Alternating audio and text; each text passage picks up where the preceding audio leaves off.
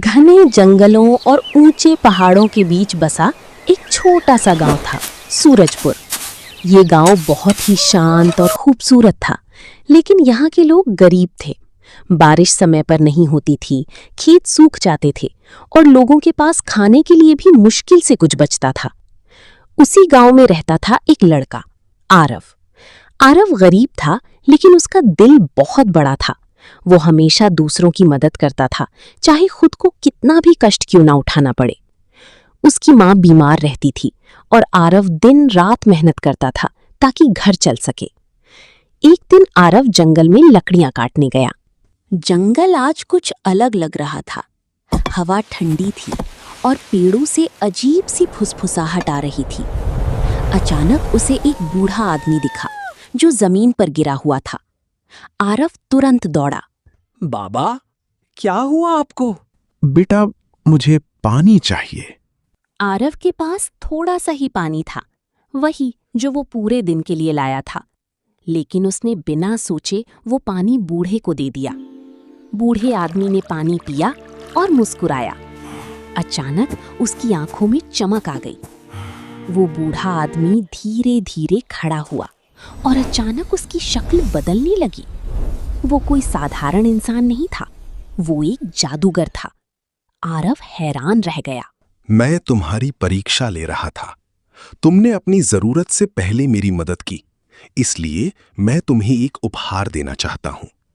ये कोई साधारण मटका नहीं है, ये जादुई मटका है। इसमें जो भी सच्चे दिल से मांगोगे वो मिलेगा। लेकिन एक चेतावनी भी, अगर तुमने लालच किया तो यही मटका तुम्हारी सबसे बड़ी मुसीबत बन जाएगा। इतना कहकर वो जादूगर गायब हो गया। आरव मटका लेकर घर आया। आरव ने मटके को पकड़ा और कहा, हे मटके, मेरी माँ को ठीक कर दो। अचानक मटके से हल्की रोशनी निकली और उसकी माँ की तबीयत ठीक होने लगी। आरव की आंखों में खुशी के आंसू आ गए। धीरे धीरे आरव ने मटके का इस्तेमाल गांव की मदद के लिए करना शुरू किया। उसने खाना मांगा, गांव वालों को मिला। उसने बारिश मांगी, खेत हरी भरी हो गए। पूरा गांव खुश हो गया। लोग कहने लगे, आरव कोई साधारण लड़का नहीं है, वो तो भगवान का दूत है। उसी गांव में एक लड़की थी, मीरा। मीरा बहुत समझदार और दयालु थी। वो आरव की मदद और सच्चाई से बहुत प्रभावित हुई। धीरे धीरे दोनों के बीच दोस्ती हुई और फिर वो दोस्ती प्यार में बदल गई।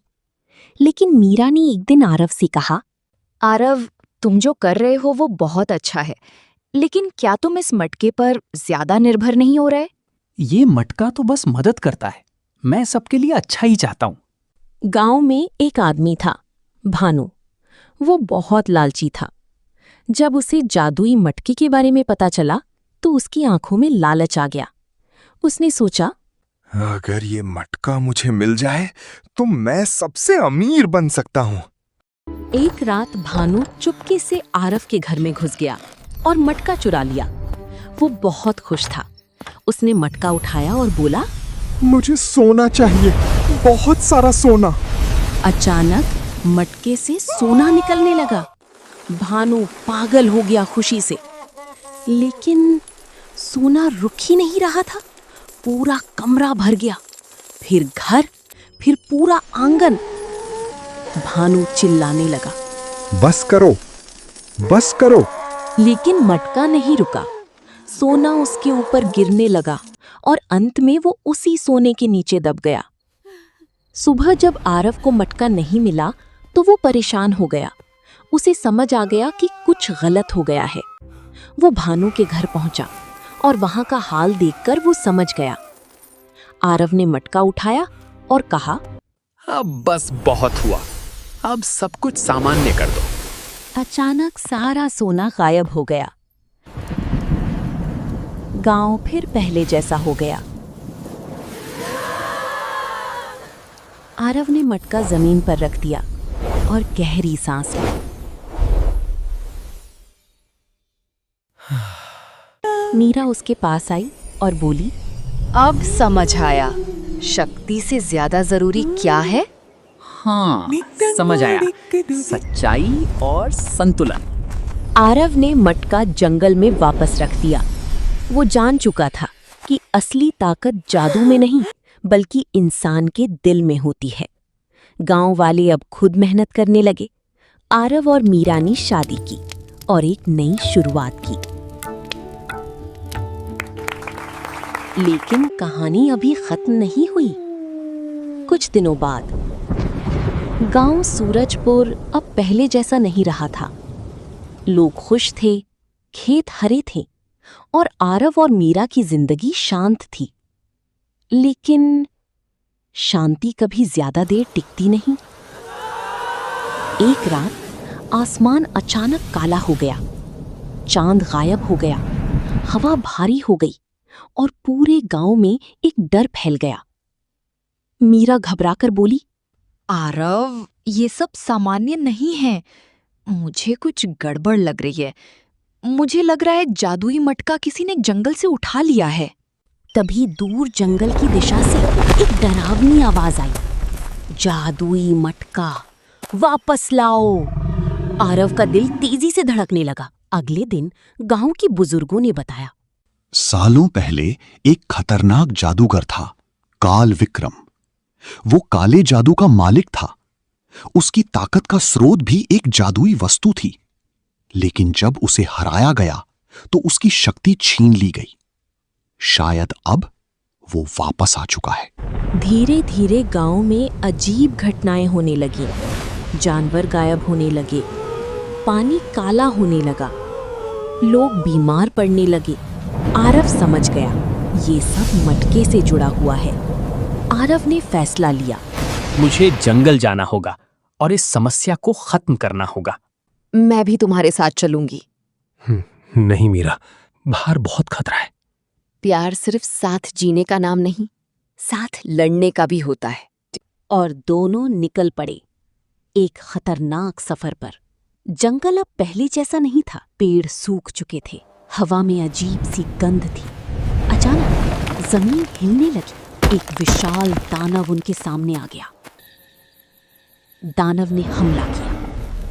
आरव ने लकड़ी उठाई, मीरा ने पत्थर फेंका, लेकिन दानव बहुत ताकतवर था।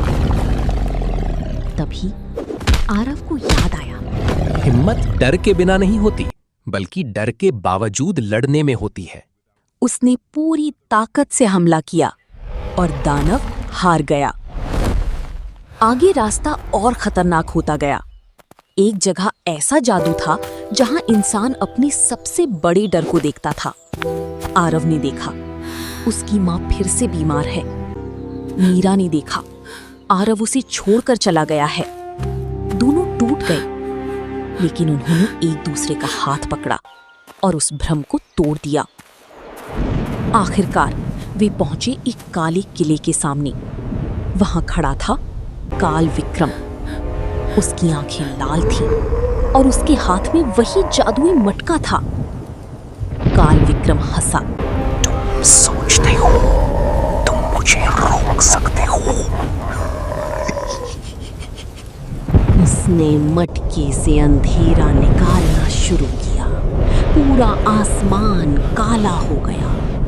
आरव और मीरा गिरने लगे। मीरा चिल्लाई, आरव, मटका सिर्फ सच्चे दिल से काम करता है। आरव ने आंखें बंद की और कहा, मैं शक्ति नहीं चाहता, मैं सिर्फ अपने लोगों की रक्षा चाहता हूँ। अचानक मटका चमकने लगा। उसकी रोशनी ने अंधेरे को तोड़ दिया। काल विक्रम चीखने लगा और वो रोशनी में गायब हो गया। आसमान साफ हो गया। गांव फिर से सुरक्षित हो गया। लोग खुश हो गए। आरव और मीरा ने समझ लिया ये मटका बहुत शक्तिशाली है, लेकिन खतरनाक भी। उन्होंने उसे हमेशा के लिए छुपा दिया।